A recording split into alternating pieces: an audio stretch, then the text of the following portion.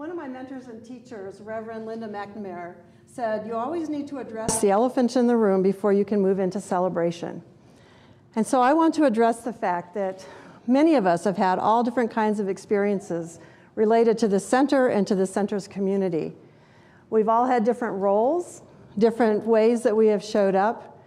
And so some of those are warm and fuzzy and growthful and exciting and uplifting and healing. And some are maybe less than warm and fuzzy. And so I want to honor that and recognize that for some people, being here tonight might have been a discomfort, but something they were willing to do in order to celebrate. So let's just take that feeling, any feeling that you're experiencing right now, and move it to that place of transformation that we call prayer. So just breathe into that space. Wherever you are tonight is perfect. And I just honor and give thanks for the fact that you have showed up here tonight. Because we know that it is in that centered space, as we just breathe in again into our hearts, and allow whatever we're feeling to move to that place of love, the thread that connects us to the Almighty, to the One, to Spirit. Just breathe into that love space. And take any feelings, excitement, nervousness, concerns, joy, anything from the past, and bring it into that space that transforms, heals, forgives, and brings us fully into the present. And again, just take a nice breath. And release. And so I give thanks this evening for this gathering, for this opportunity to celebrate this center and all that it has been in this community. Each person who has contributed to the fact that we are here tonight, and to the 3 honored guests, the practitioners who have served over 20 years of their life. We give great thanks for this evening and for this opportunity. And so I just know and pray that we move ourselves to that place of celebration and joy as we say together, and so it is. So we are very grateful, like I said, that every one of you was able to show up tonight. Unfortunately, there are some people who wanted to be here and couldn't be, and so we have some letters to read from those people that I'll share with you throughout the evening as well. The first letter that I'd like to read to you is from Reverend Dr. John Waterhouse, the president of the United Centers for Spiritual Living, now known as the Centers for Spiritual Living. This is to all of us. Dearest Reverend Bonnie, members, and friends, what an exciting time this is in the life of Centers for Spiritual Living at the heart of Las Cruces, our organization and entire spiritual movement. As a spiritual community, you have established yourselves on a solid foundation of commitment and contribution to create 31 years of connection and spiritual growth. As you celebrate your anniversary, I join with the entire leadership of Centers for Spiritual Living to recognize and acknowledge your extraordinary accomplishment. You have created a wonderful environment to teach and practice truth principles. Your dedication to the science of mind and ongoing support of this community has been essential to the success of your collective endeavors. Because of you, hearts have been opened and lives have been changed. Because of you, the world is a better place. With Reverend Bonnie serving as your interim minister, your practitioners, especially those being honored tonight, and every member of your community playing vital roles in creating this wonderful community, you are in the best of hands and hearts, because yours are the hands and the heart of God. So on behalf of a grateful movement, brothers and sisters in spirit across our planet, I say thank you, thank you, thank you for all you are and for all you do to keep the dream alive and growing. Richest blessings to you all, John. Isn't that nice?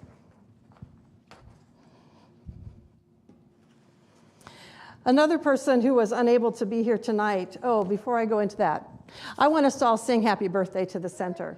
But I also want you to remember and to recognize that we're not singing to this building, the place that we call the center now. We're singing to each other because we, whether we come here on Sunday or not, are this center. We are the place that supports it in prayer.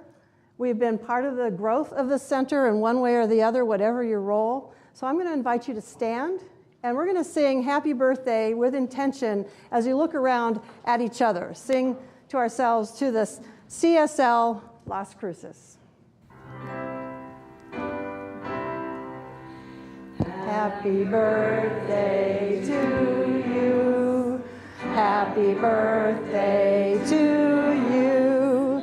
Happy birthday, CSL. Happy birthday to you.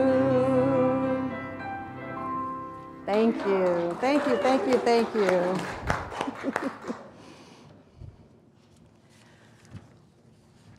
One of the founders of the center, Lorna Harris, was the person that said, let's celebrate the center and the 3 emeritus practitioners all at the same time. And then unfortunately, she was unable to be here tonight. So she has a letter that she would like me to read to you. You're going to have to imagine her beautiful British accent because I cannot do that for you. So just imagine Lorna. This is her letter to all of you. Dear friends, as you come together today to honor one another and to celebrate our center, I would like to share with you some reflections on the beginnings of Science of Mind in Las Cruces. I first discovered religious science while living in Phoenix around 1970. There was but one church there at that time, and through a close friend, I was introduced to this amazing philosophy. I left Phoenix in 1971 when I married and moved to Las Cruces. How I missed my church community and its teachings. I subscribed to the Science of Mind magazine, which I would encourage everyone here to do tonight. It is a publication that all of us should have in our homes.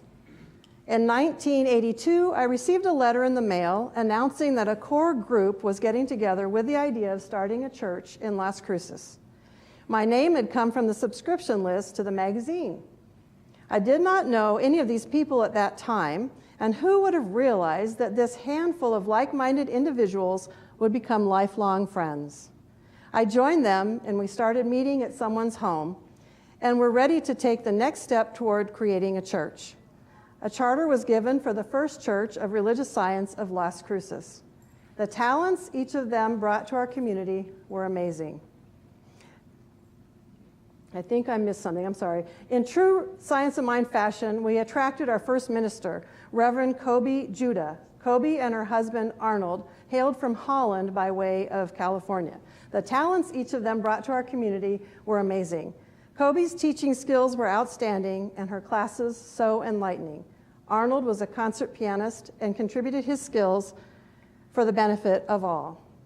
We first met in a small space across from NMSU. It was called God, Mother, and Apple Pie. Lord knows what took place there during the week, but we had it on Sunday morning, and it was ours.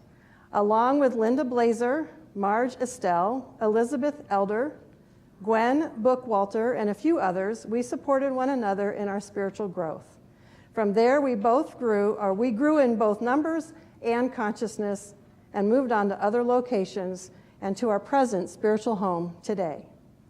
Science of Mind has been a mainstay in my life and will be as long as I live. This philosophy works if you allow it to. It has served me well through life's seemingly apparent challenges and has rewarded me well in all of my dealings. I honor my friends Tina, Doug, and Geneva, and in the work they do, and thank them for their service to others along the way. I wish I could have been there to share this special time with all of you. Blessings now and for all time. Lorna Harris. Lorna outlined some of the history, and just to pull in a little bit more, the center, she referred to the center being in different locations. So some of those locations were the Elks Club, a small building on Amador and 17th, and the WIA building at Pioneer Park. Finally, the congregation settled into this current location. Ministers have also changed over the years. Reverend Peggy Tussey came to the pulpit after Reverend Kobe, and she was followed by Reverend Donald Graves, who's with us here tonight. After Reverend Graves' departure, Reverend Candy Smith Frank was selected. And we have a picture in honor of her, and I'm sure she's here with us in spirit. So there's Reverend Candy. She's here in spirit with us. She and her husband, Chip Frank, were instrumental in the purchase and physical transformation of this building. Reverend Candy moved to Seattle after 10 years, at which point Reverend Sam Ritchie stepped in as interim minister until the center then welcomed Reverend Bonnie Allen Rice and Reverend Sandy Scott and Reverend Mary Lowry. Currently, the center is without a full-time minister, and so I, Reverend Bonnie Smith, am acting as interim minister, and that is my pleasure to be here. So, now I would like to invite forward our board president, Lisa Giuliano.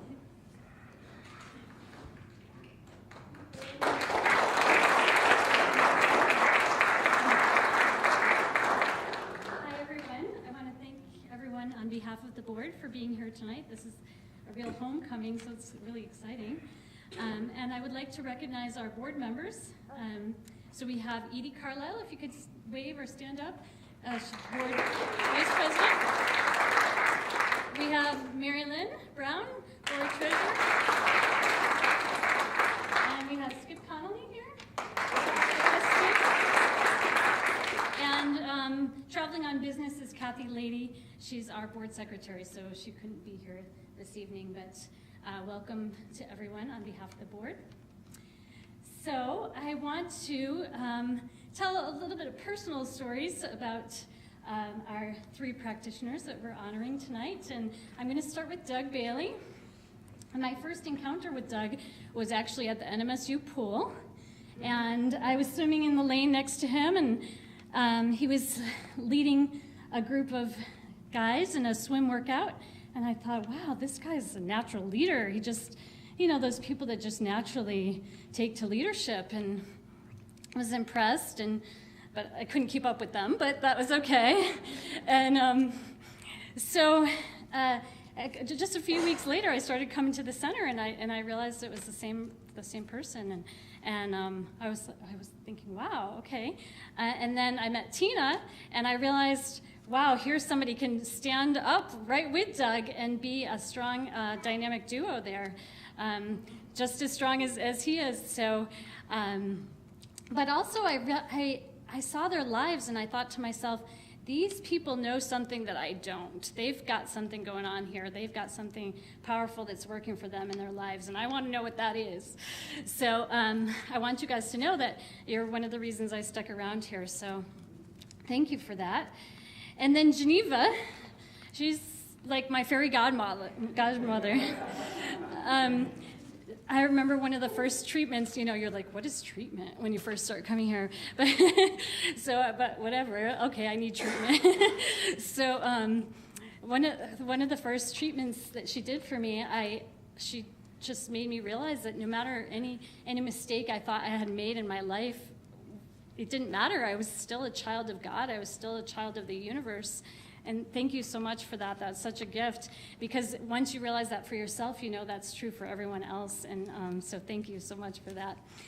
And I know we're here to honor them as practitioners, but I also want to, just from the board perspective, honor them in all the other hats that they've worn throughout the years in terms of being board members and just real pillars and leaders in our community, not just as practitioners, although of course that's another big piece of it, but as board members, different committees, and teachers of classes. I want to honor them for those roles as well, so thank you for doing all of that. And I can say personally that if it wasn't for you three, I don't know if I'd be standing up here doing this. And you've just played a huge role in my life personally. And I believe on behalf of the board, the center wouldn't be where it is today without you guys. So thank you so much.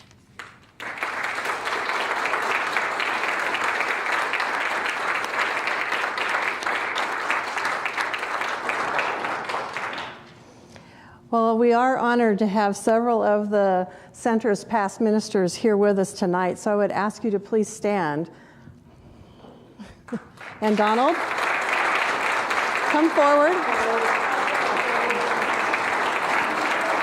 Come on up.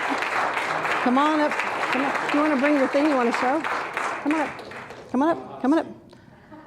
I know ministers aren't afraid of being on the platform. Come on. You're not used to sitting. You don't have to sit if you don't want to. We are so grateful that all three of you are here, and so we have a gift we would like to give you. The gift is small compared to the gratitude that we feel for the basis that you have created here at this center, and for the fact that we stand on your back, so to speak, and the fact that we're still here. So thank you so much.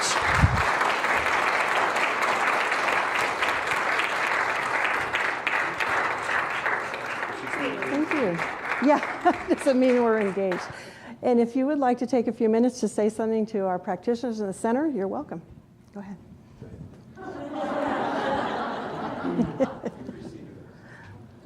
That's fine.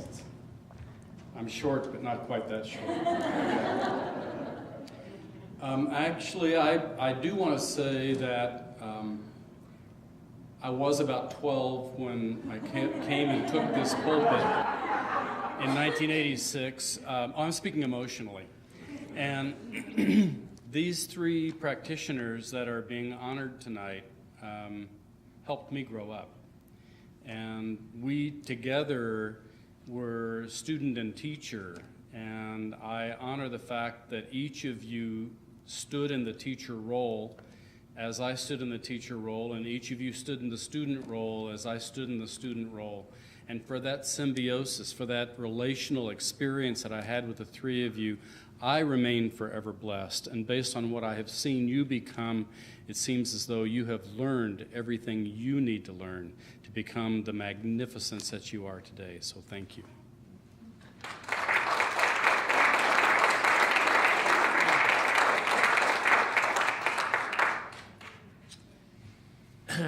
And actually, Nancy and I got introduced to Science of Mind in the early 70s. Not our age, I mean 1970s. And by a Methodist minister, as some of you already know.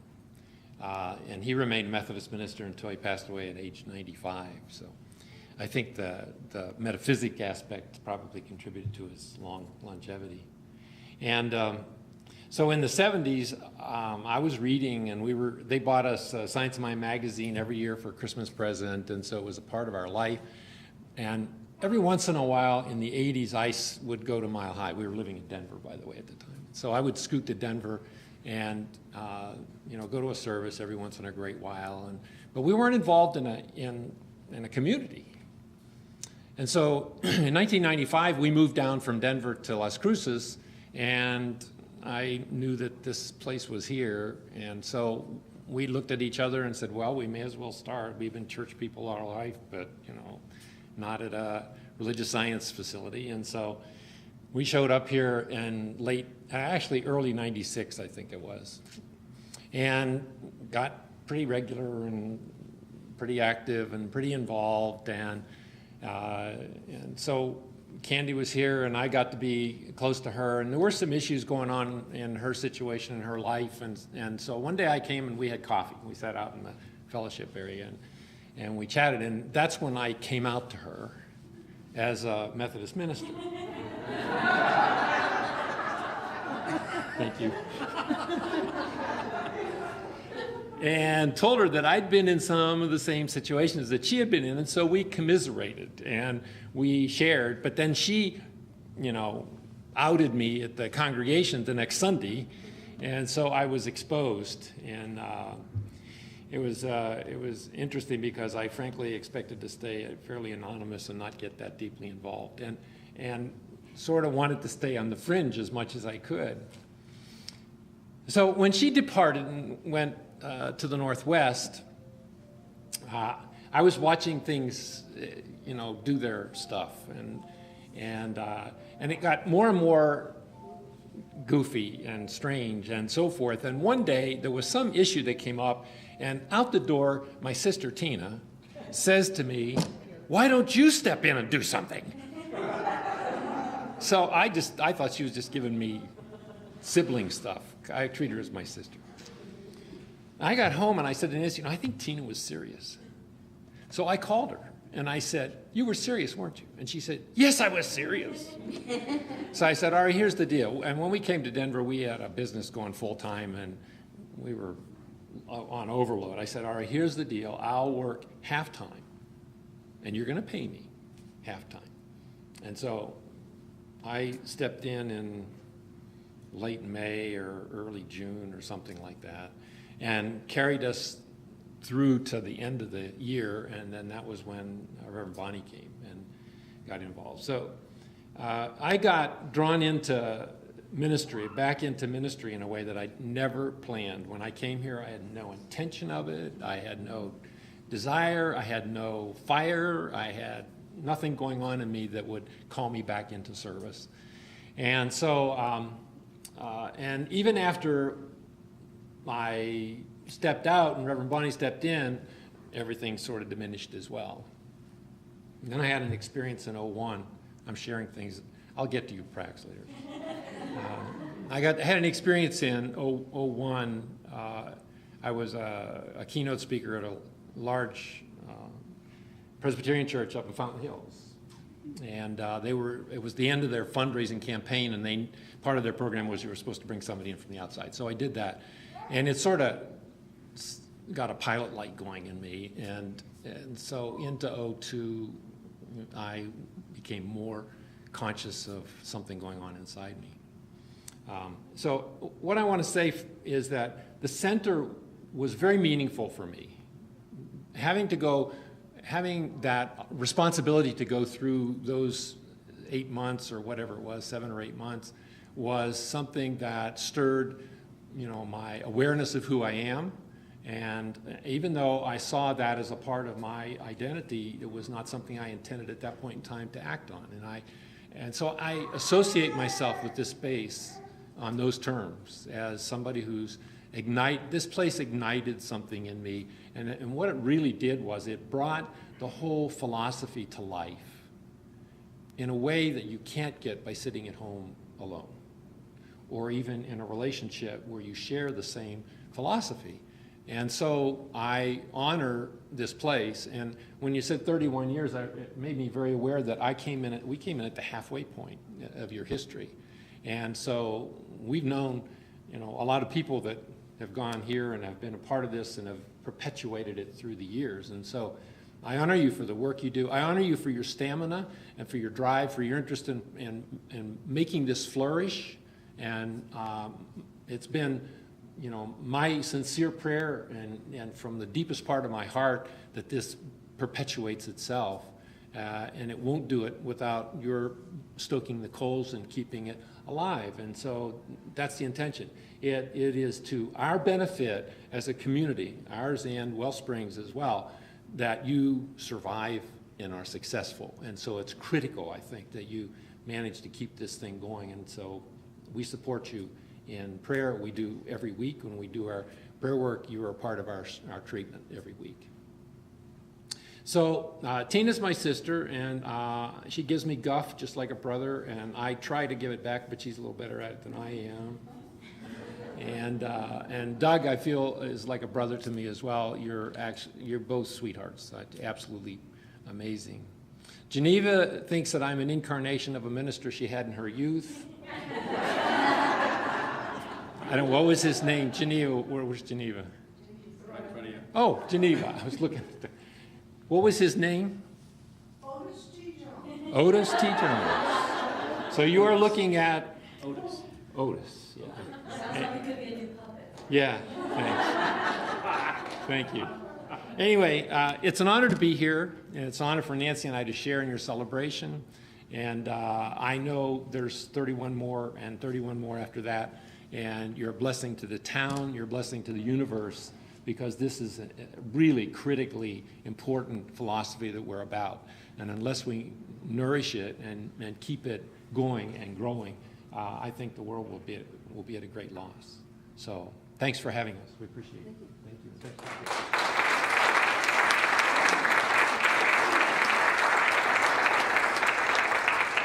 Well, isn't this something? Thank you, Board of Trustees and Reverend Bonnie, for the invitation. It is a privilege to be here. Would you three Thunder Bunnies come up here? It's not about me. Come here. I don't want to try to find you out there. There is nothing like practitioner. We're not going to be baptized. No.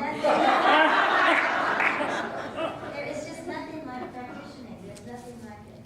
As you guys stand and know the truth, forget the facts. Like Ernie says, disease is a fact, it's not the truth. The three of you have held that flame as ministers come and go. Maybe there's a problem with short women.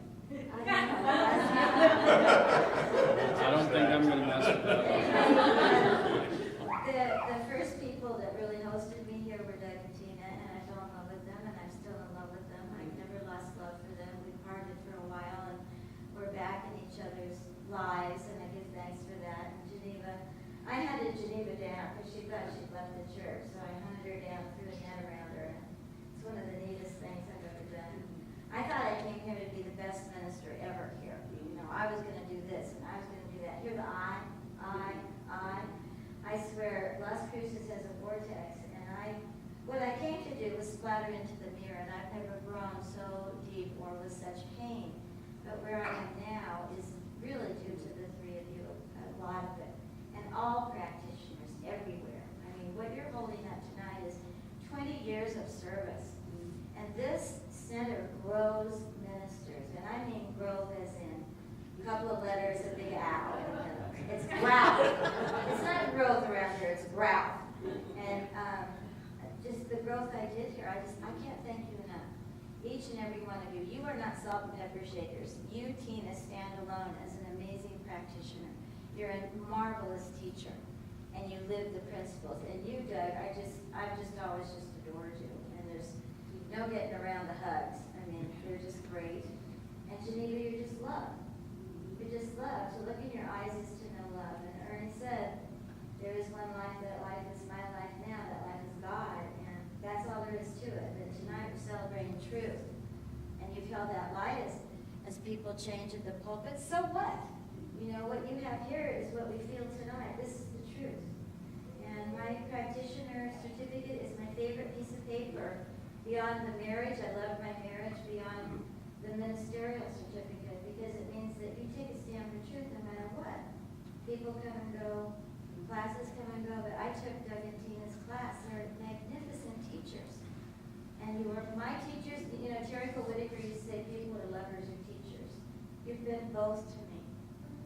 And I just hope you can sense my gratitude and the deepest respect for Emeritus. There aren't three people that deserve it more, and I honestly do mean that in every sense of the word. So congratulations. I love you so much. I just love you. I love you. I love you, Tina. Let's give him a hand.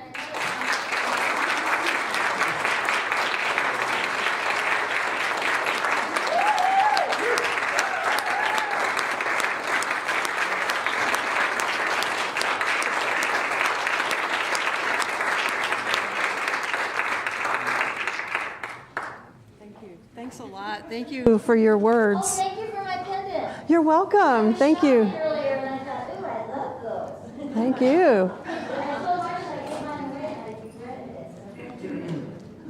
And we have one more minister who wanted to be here and sent a letter, and that's Reverend Bonnie Allen Rice. The Bonnie with the Y, I'm the Bonnie with the IE, just so you can keep us clear.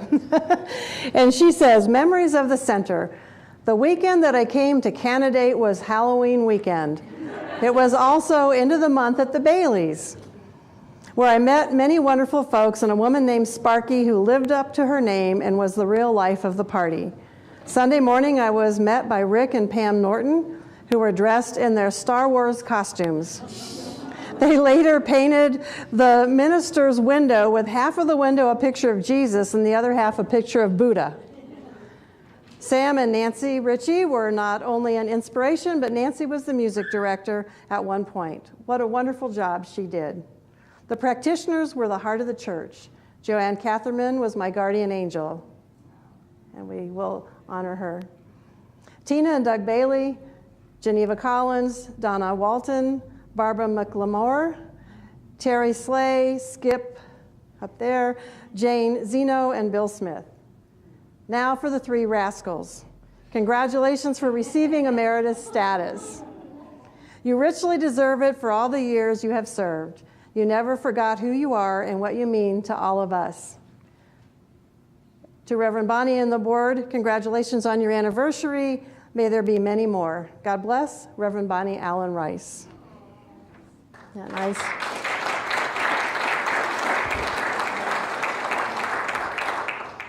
And we have another minister who came in the door that I'd like to recognize, Reverend Terry from the Unity Church. She comes as a...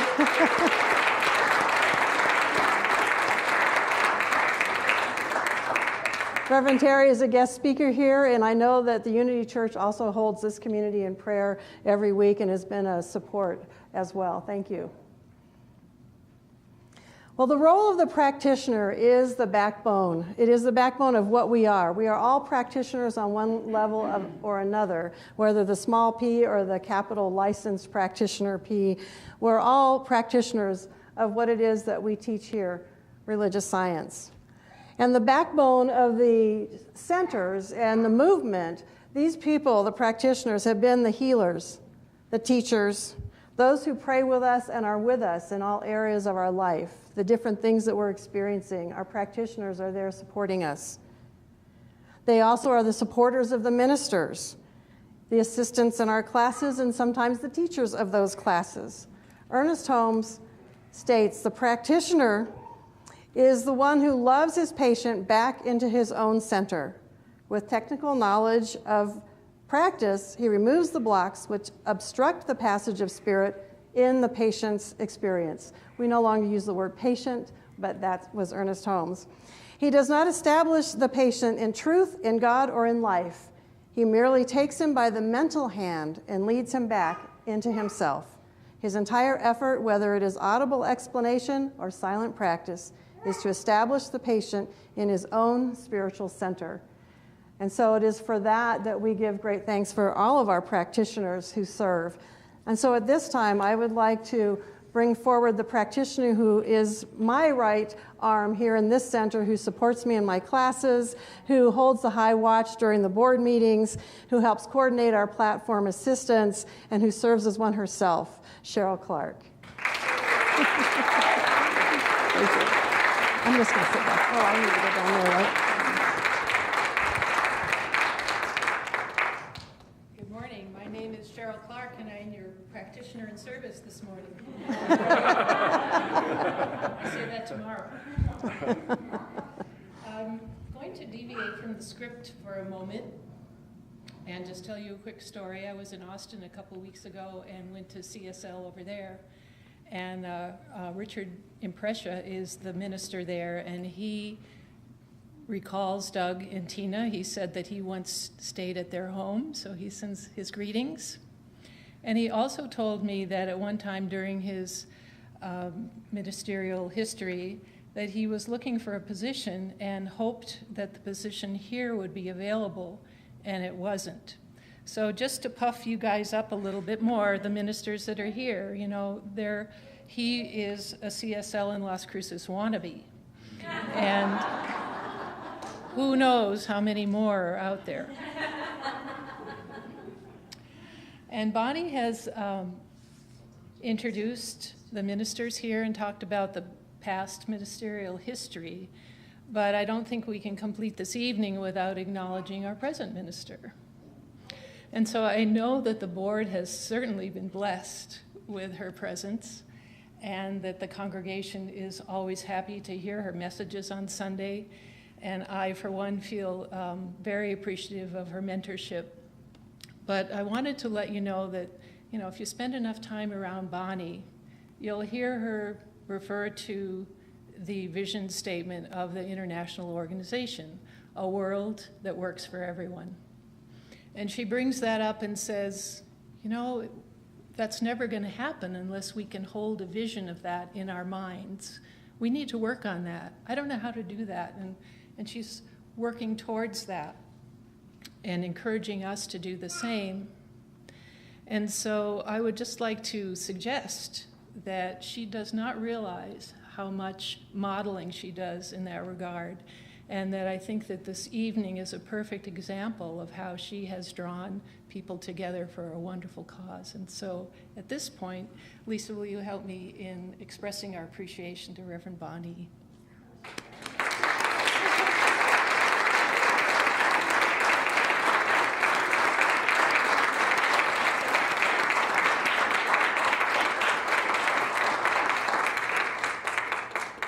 So we're here tonight to celebrate the very existence of this place.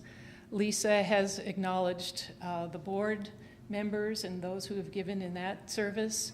And Bonnie has taken us down the memory lane of ministers. And now it is my role to shift things a little bit to help us focus on past and present practitioners a little bit more. And they are certainly a significant part of this center, the other half of the ecclesiastical team along with the ministers. So I want to take a couple minutes to honor and acknowledge two practitioners that are no longer with us, Joanne Catherman and Terry Slay, who passed from their earthly existence a few years ago. But both of these women have had profound impact on this center. I've heard Joanne referred to as a holy woman, as a mystic, as one classy lady. And I think what I remember most about her was her presence here at the podium when she would do a treatment or an invocation. Just the depth of her faith was very inspiring to me. And I know that she was the go-to practitioner for many people, including myself.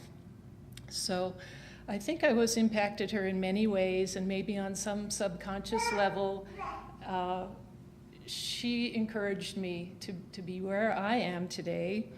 And I do think that I was probably imagining that I wanted to be like her when I grew up, even though that was probably about 10 years ago. And Terry Slay was also very important to this center. She was instrumental in the Inner Child Journey program that was presented here, and she facilitated some of the small groups along with Skip. She was the leader of a Science of Mind book study in Truth or Consequences after she moved there. And one of the things that I think we're most impacted by is the creation of her beautiful stained glass work, which surrounds the doorway there. And also, this is another of her pieces, the illuminated Science of Mind symbol. So we're certainly most grateful for the way that Spirit expressed through her to our benefit. And I went ahead and lit 2 candles over here, one in memory of each of them. I thought better do it ahead rather than trust that these lighters are going to work. And at this point, I'd like to just read a little passage. I was going to introduce that by saying that this is a short reading with words that suggest to me a way to consider those that have passed, but also a way that we can order our own lives as we think about the time that we have on this magnificent planet. It goes like this. We're living in world, stars and dust, between heaven and all that surrounds us.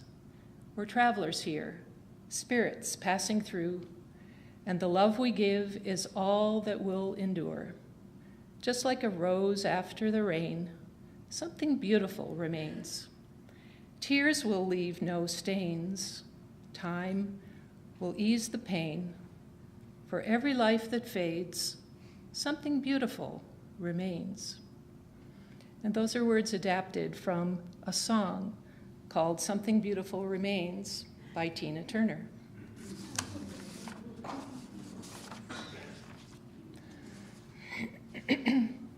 I also just wanted to mention that I had a lovely conversation with Barbara McLemore, a practitioner that was here at one time. She's now living in Alamogordo, and she sends her greetings. She'd hoped to be able to make it, but apparently wasn't able to. And also to give our thanks and honor to Skip, who has also participated in that role as practitioner.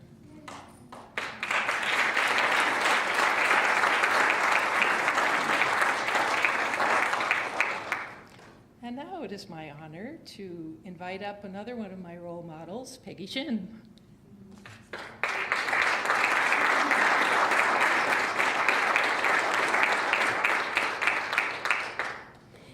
Thank you. I am a practitioner with the Oasis Teaching Chapter with Reverend Sandy now, but served in a role as practitioner here for about 7 or 8 years, I guess, something like that. And I was a student of these 3 emeriti. Is that the way you would say that? Tonight. And I was invited to speak for a couple of 2 minutes, Reverend Bonnie wrote me. I wrote back, so I can't say hello in 2 minutes.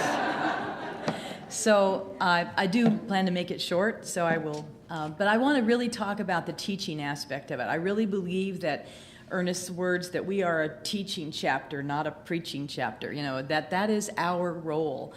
And Doug and Tina and Geneva were all teachers of mine.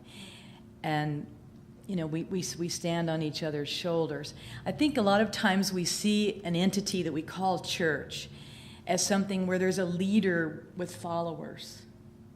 But I think what really happens here that I've observed in the 20-plus years that I've been involved in religious science, and 17 of which were at this center, that we are leaders of leaders in the science of mind world rather than leaders of followers. The idea is to grow the next level of leaders, and as Reverend Sandy said, with the ow part too, the grow with the ow, with the 2 letters on the front. And that's definitely what I think has happened for anyone who's spoken here tonight, or you wouldn't still be involved in the science of mind, because we are open at the top, as Ernest teaches us, and we continue to learn. So Tina and Doug, as Sandy very well said, are not salt and pepper shakers, and but they were my teachers in a duo of teaching, and I've also taught along with them. I knew Tina Elstrom before she was Tina Bailey. I didn't know Doug until I met him through Tina, and I don't know that if I met Doug before I came to the center in 1992, but I sure knew who Tina was, so anybody that was associated with her was okay by me. And well, back in the day, we had a little wilder life. We were younger then, for one thing, And Tina was a real spark in the community. And I don't know if you all know this, but she was one of the founders of the whole enchilada fiesta. So this was a big thing that she contributed a lot of time and energy to in the earlier years. I had that right, Tina? Well, I was just in the early days of the enchilada tent. Yeah, but I mean, she had a big role in that whole thing in the early years. And at any rate, they were my prosperity teachers. When I first came to science, so that's how I always think of Doug and Tina, is they taught me the lessons of prosperity. They helped me to understand this concept of tithing and the abundance at a level that when I came in the door, I had no perception of at all, and of course initially resisted. Anybody else had that problem? But I began to understand through their teachings and through my observation, and well, maybe I'll try this out, just for the heck of it, and see what works. That it's just like the law of gravity, you can't change that law of spiritual circulation any more than you can change the law of gravity, but you can obey it and work with it and allow it to work through you. And so that changed my life in many, many ways. Most of you know that, I'm a real estate broker in the community. In fact, I brokered the deal on this building. I knew the guy who owned the place, and when Candy said, I want to buy that place, we don't have any money, but I want to buy it, we figured out a way for him to be able to carry the financing so that the center could buy it. Anyway, the rest, as you see, is history. Because it's really not up to us to know how the how is going to work. And Candy demonstrated that. She came, she says, I want that building. I don't know how, but I know that, God's here with us. We're going to make it work. So the why was the important part. Geneva is someone that I also knew before I came to this center. And I'll always think of Geneva in relationship to this place, even though she isn't always here anymore. Of course, neither am I. But Geneva is someone that I always think about with, like Sandy said, love, with nurturing and caring and bringing the pimento sandwiches. I don't know if any of you all have had that experience with Geneva, or fried chicken. She used to do that sometimes in the old days. But Geneva's pretty good with a frying pan in more than one way. But she will know what I'm talking about. I don't know if the rest of you will or not. But at any rate, she has been an inspiration to me. We worked together in the Inner Child Journeys. Took turns. I think once I was your small group leader, once maybe you were my small group leader when we were, an associate versus being a member of the Inner Child. And when it came to my birthday party a few years back when I was 60, Geneva actually portrayed me and my inner child up here on the stage. So we've had our good times. We've laughed together. We've cried together. We've had a lot of wonderful memories. And as the poem that Cheryl read, something beautiful remains here.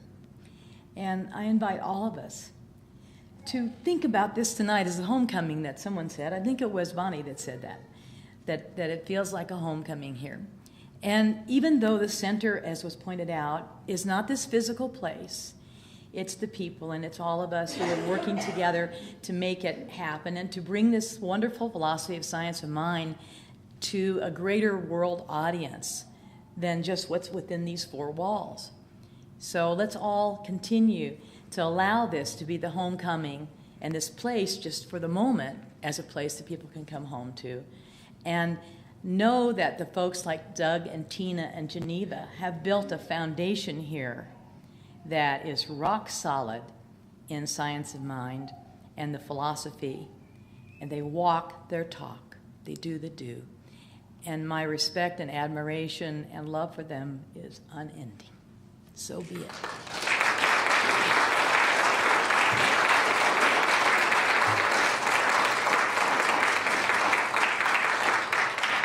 Thank you, Peggy. As you all probably know, becoming a practitioner is really a life-changing experience. It's kind of like letting the genie out of the bottle, and there's no putting it back. And it not only impacts your own life significantly, but certainly has a great impact on people around you as well. So at this time, we're going to go ahead and hear a little bit more about our honored guests and the way that they have impacted other people.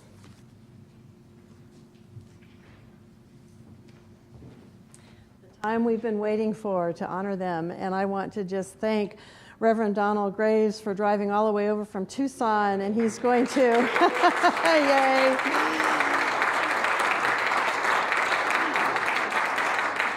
He's going to jump in his car right after this and get back for church tomorrow morning, so we want to make sure he has food before he goes, but thank you, and thank you. The duty is yours. So I was warned that I might have to say something, so I got ready.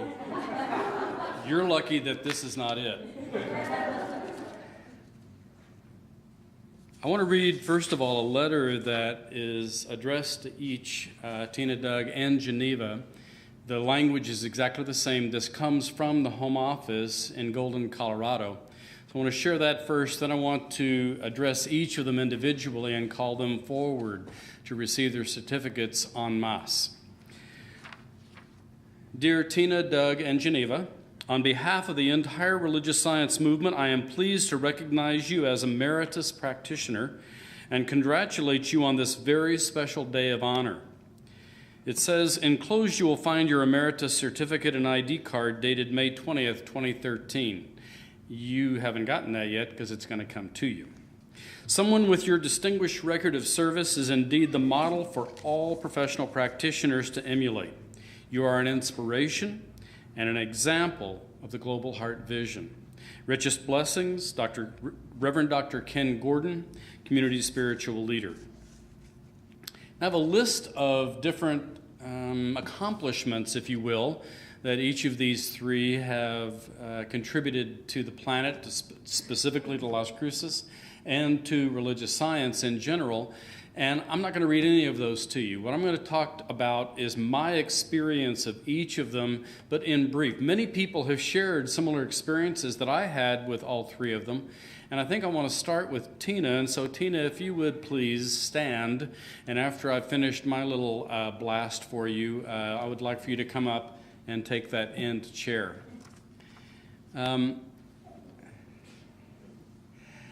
I will never forget having met Tina, because when I met Tina, I met Doug. They always came as a pair. And yet, something that was really wonderful about this particular pair was each stood alone. And each stood as an example of this philosophy from the core of them, not from something outside of them. So Tina, I thank you for the gift you have been to religious science, to this movement, and specifically to United Church of Religious Science member community here in Las Cruces that used to have the Zia symbol as its logo and then has moved into be a member of Centers for Spiritual Living. But most importantly, for that teacher that lives in you, that exemplifies itself through every word, every thought, and every act. Thank you.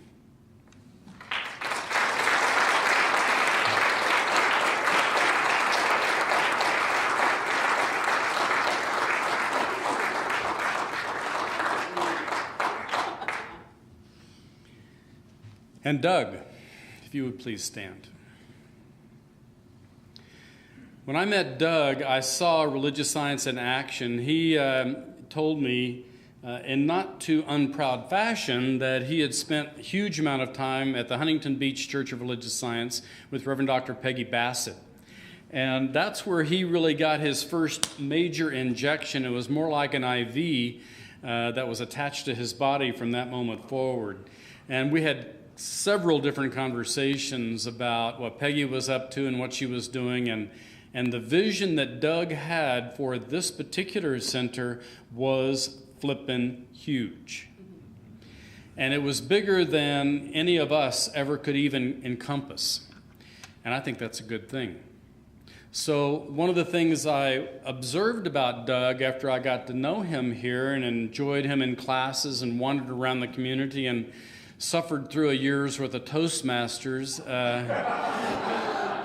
where we all laughed more than we didn't. It was a marvelous experience, hung with state senators and just had a marvelous time together. One of the things I noticed about Doug was he exemplifies this philosophy in everything he did. And he still does, and I see that. And if you look at him, that which Lisa acknowledged, was it Lisa? No, yeah, it was at the pool? Yeah, Lisa acknowledged about Doug at the pool was this guy's a natural leader. When he stands up, okay, we're going to let him be in charge. And it was kind of like that. That's the energy he exudes, and the reason he exudes that is because he lives the science of mind philosophy. So I honor you for that and the model and the gift that you have been to me. Please, come on up.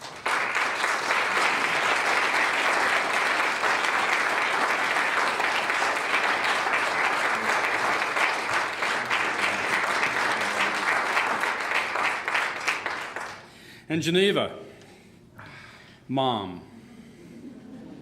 I started calling her Mom right after I met her because that was my experience of the Southern Belle, and I expected to sip mint juleps on the porch with you. And yet there was this gentility about Geneva that was so soft, so sweet, so nurturing, so motherly. You just had that impact on me. So I appreciate that. There was a moment where Las Cruces was part of a state called New Mexico, and there was a referendum brought before the Senate, the state Senate, and it was the Senate Memorial Bill, which was the first step toward making something law in the state of New Mexico. And this Senate Memorial Bill was going to prohibit the use of any techniques, including visualization and meditation and breathing exercises and quiet time in any school system, in any school in the state of New Mexico. And there was a cadre of about 20 of us who got together, and what we did was we took this Senate Memorial Bill and we chewed it to pieces. We had one group look at ecclesiastical issues, one group look at what is meditation really, another group looking at the conflict between church and state, and etc. It was a fabulous experience because after we submitted our proposal, and while this was still being debated on the Senate floor, Geneva invited me to come and lead some experiences with her third grade class, which we know looked a whole lot like a guided meditation.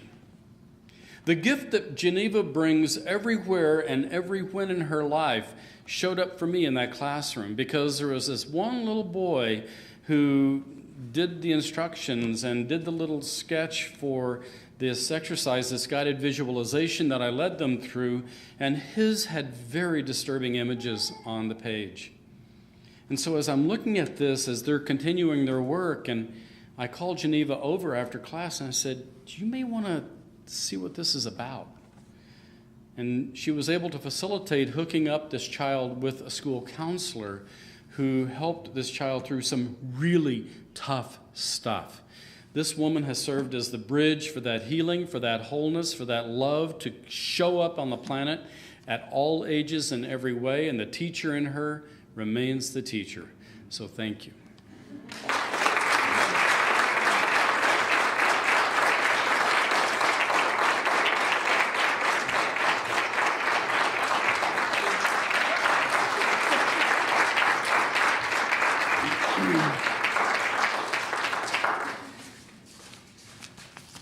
So now it's time to present their certificates, and so if Bonnie would come forward and actually present them.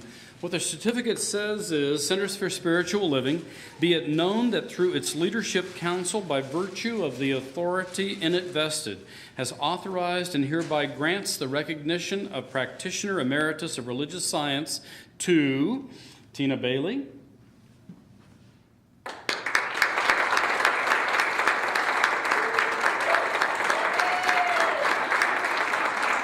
Douglas Bailey,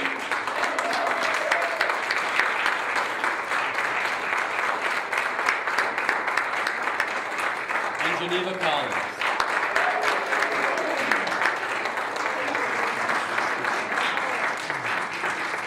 And it continues with that standard verbatim stuff, you know, with all the rights, privileges, and responsibilities hereunto appertaining. Have you ever figured out what that meant? I never did. But the fact remains, I consider it a gift to be able to be here with you guys tonight. I consider it a gift to have started this process with you tonight. And I want you guys to know that ministers of religious science are practitioners first. You guys are the foundation. You guys are the shoulders on which all of the rest of us stand. So really the burden is on your shoulders, and I'm so grateful for your carrying it. Thank you. I love you.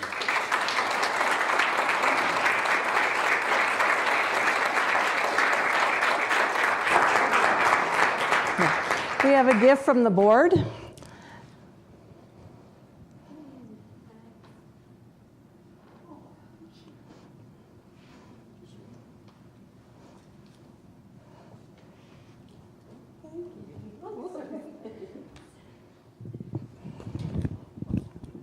Now this is the dangerous part. We're turning the mic over to them.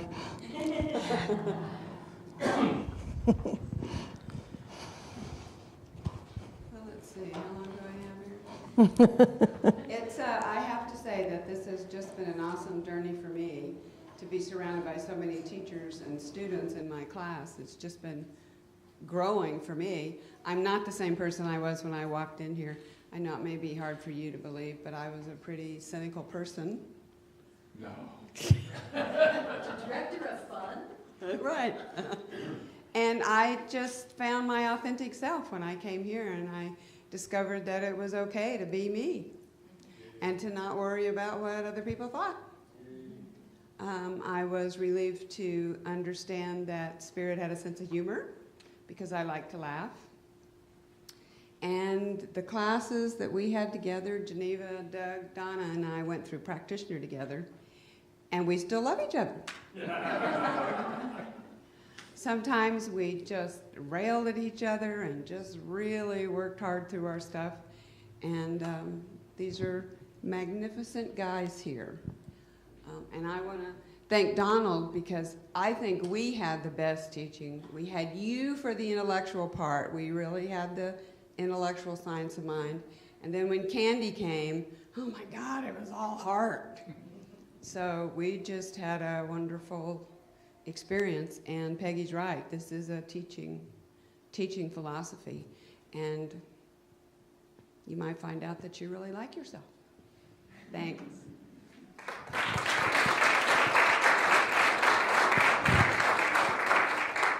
I'm very fortunate. I think we've had the best ministers that we could possibly have. This used to be called the Mastery in Life Center. And Don came into this center with a commitment to personal growth. And I think that changed, I know, all of our lives. Because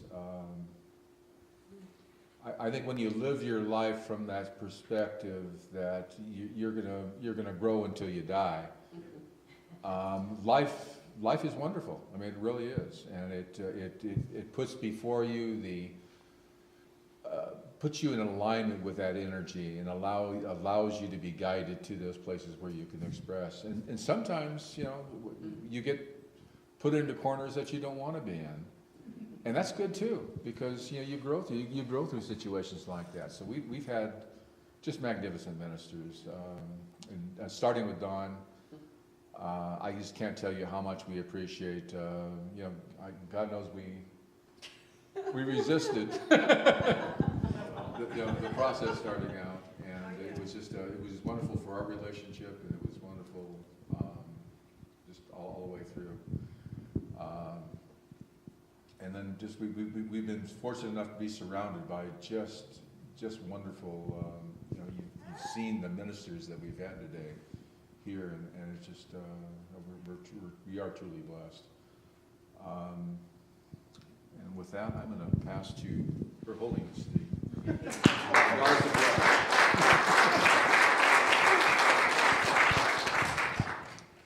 Well, guys, this is so wonderful. Absolutely so wonderful. It's such an honor, such a joy.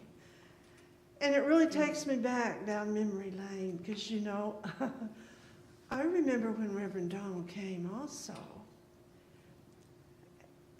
And I was from the Church of Christ, and I knew a lot of good stuff. And he had been to this workshop. I'm not sure if it was Life Spring or Est or something or other, and he said one evening that everybody had a facade, something that is hiding what's really true about them. And I said, well, what's my facade? Because I knew he'd tell me something really nice and saintly and everything. He wouldn't tell me. He said, oh no, that's your journey. You got to figure that out. And I kept bugging him, and finally he said, Geneva, you're mad as hell. And I didn't say it out loud, but my thought was, the hell I am. Your face said it. That's why we call you the Velvet Hammer. And it was so apropos because in Pratt, Doug and I were prayer partners all the way through. And there was plenty of opportunity to practice. If one would be Republican, one was Democrat, and one was wrong, and we had big ones. So many times I'd have to call Doug and say, I'm sorry about last night, could we meet for coffee? And I tell you, I love Doug Bailey so much. I think Doug Bailey grew me up. But I can tell you, this has been the most marvelous, wonderful journey.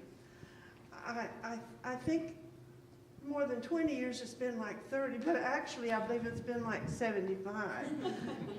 I think all that time I was searching for what I already had. but I didn't know. I was searching for what already was there.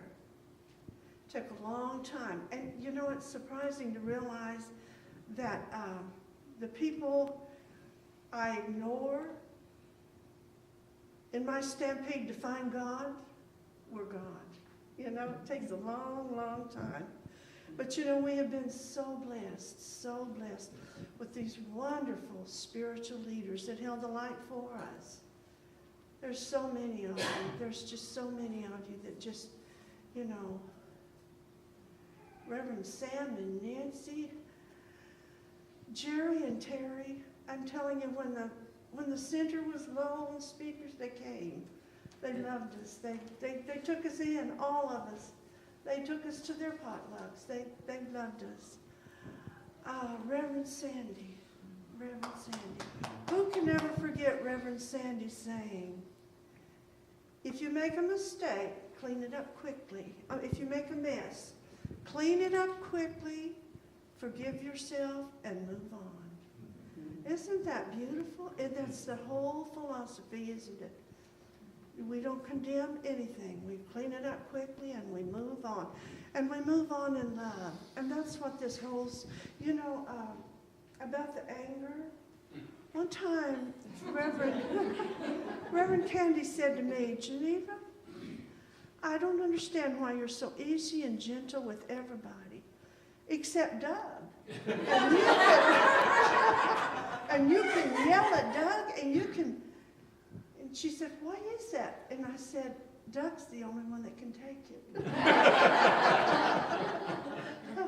But we never do that anymore, do we?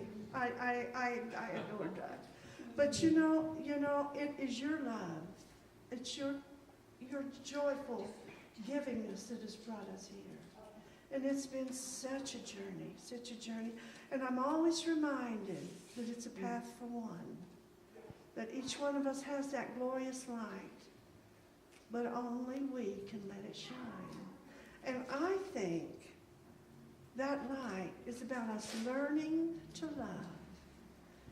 And I'm saying learning to love because I think we've learned how not to love so much.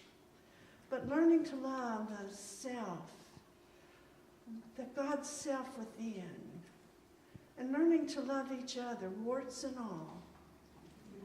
Learning to just love. You know, there's a wonderful song, Nature Boy, that Jerry sings for us. And there's one line in that I love so much. It is, the greatest thing you'll ever learn is just to love and be loved in return. You know, the practitioners have held the bar so high for me. Peggy and Skip. Skip, my partner in revolution. We were never the mainstream, and Skip, we never will be. We were a little bit rebels, and we learned them, didn't we? But it's just been such a wonderful, wonderful treasure. And I thank you. I thank all of you so much. And I'll pass right back to Doug. Let's see what he does. I'm doing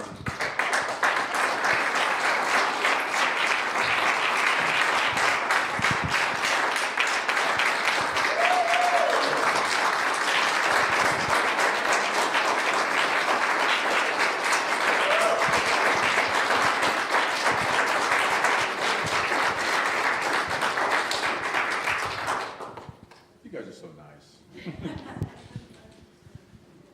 So if I could, I'm going to do a closing meditation, and if you guys can just take a deep breath and just enjoy the magnificent energy of this room.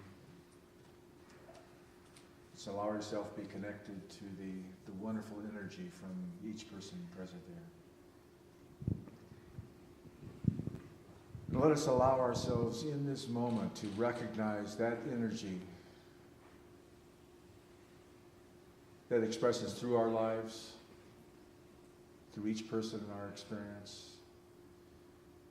And allow ourselves to absolutely know that we are guided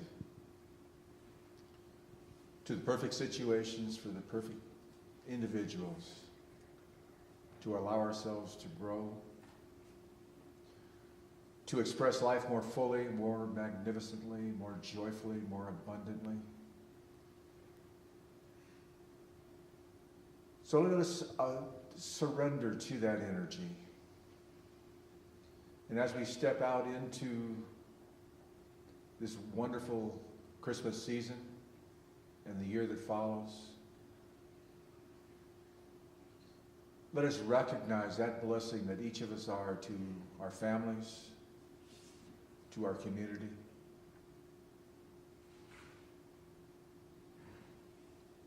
And so it is.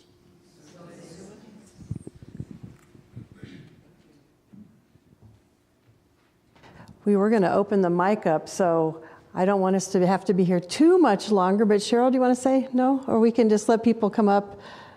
Do you have a quick word? Cheryl wanted to say something to you all. It's going to be quick because I'm hungry. All right. That's the way we like it. Do you want to say anything? Thank you. I've been coming here for 19 years, and I usually say I grew up here, and then I usually cry. But I'm not going to cry this time. I'm too old to cry. So I've been through all the good stuff. I was here when Candy had a burning bowl and burnt the rug. Burnt the rug. Was anybody here for that? Okay, you're as old as me then. And I went through the inner child journeys, and we cried, and we stomped, and we drew pictures, and we blew up balloons, and we made a lot of growth during those times, but it was work. And I've got to say that I just love my ministers and practitioners. They really helped me grow. Tina and Doug, I was over at their house so many times for prosperity workshops, here for classes. I learned so much. I really did grow up. And Geneva, my soul sister, no matter how old or no matter how bad the mistakes I make are, she still calls me sweet baby girl. And that means everything to me. So things are the best they've ever been here. We're really coming into a new day. We always say that, but this time I really, really feel it. Things are really doing well here, and I'm so happy to be here for 19 years. Who's next? Thank you. I think that's it, Cheryl. I think we're going to...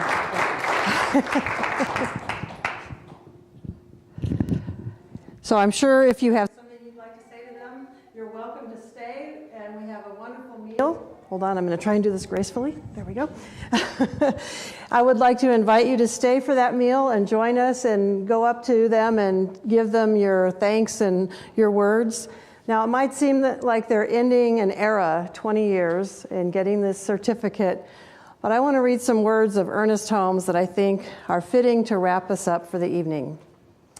You and I, as practitioners, can throw off all of our theories, all of our books, and all of our previous prayers out the window now, because they are evermore about it, and about it, and about it.